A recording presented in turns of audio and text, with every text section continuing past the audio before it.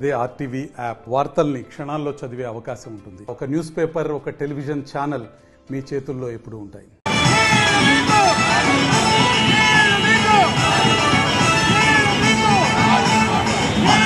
తిరుపతిలో వాడవాడ కాంగ్రెస్ ప్రచారం చేస్తూ తిరుపతి రాజధానిగా కావాలని పదే విజ్ఞప్తి చేస్తూ ప్రజలతో మమేకమై ప్రచారాన్ని కొనసాగిస్తున్నారు. ఈ నేపథ్యంలో మనతో పాటు మాజీ కేంద్ర మంత్రి గారు ఉన్నారు. వారిని అడిగి మరిన్ని వివరాలు తెలుసుకుందాం. సార్, ఇవాళ మీరు తిరుపతినే రాజధానిగా ఎందుకు విన్నవిస్తున్నారు?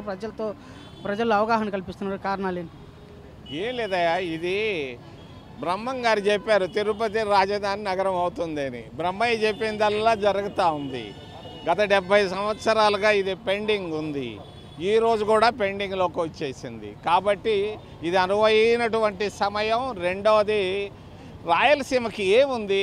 గోదావరి నీళ్లు లేవు, కృష్ణా నీళ్లు లేవు, వాళ్ళకి అన్నీ ఉన్నాయి, వస్తువులు ఉన్నాయి, ఐశ్వర్యం ఉంది. ఇక్కడ ఏముంది? పేదరికం. ఈ పేదరికంలో నుంచి పైకి రావాలంటే ఇది ఒక ఏకైక మార్గం రాజధాని హైదరాబాద్లో వచ్చింది కాబట్టి వాళ్ళు బాగా అభివృద్ధికి వచ్చారు. తిరుపతి రాజధాని నగరం అవుతుంది, అయి తీరుతుంది. సాధించేంత వరకు వదలం.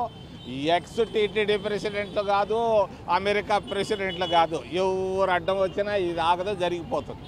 వైవి సుబ్బారెడ్డి గారు మరో 5 ఏళ్ల పాటు హైదరాబాద్ రాజధాని కొనసాగించాలని విజ్ఞప్తి చేశారు. దీన్ని ఎలా భావించారు? తీసేయి, పక్కన పెట్టే. 10 ఏళ్ల పాటు రాజధాని ఉన్నదాన్ని మరో 5 ఏళ్ళు పొడిగిస్తే ఎలా ఉంటుందని అది వాళ్ళ తెలివి తక్కువతనం, వదిలేయండి. అది కాబోతా ఉంది రాజధాని. తిరుపతి రాజధాని నగరం చేసి తీర్థం, అంతే.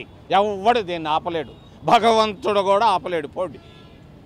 ఓకే, తిరుపతి ప్రజల విజ్ఞప్తిని పరిగణలోకి తీసుకుని తిరుపతిని రాజధానిగా చేయాలని చెప్పి పదే విజ్ఞప్తి చేస్తున్నాం. ఇది కాంగ్రెస్ పార్టీ ఆశాభావంగా వ్యక్తం చేస్తున్నారు.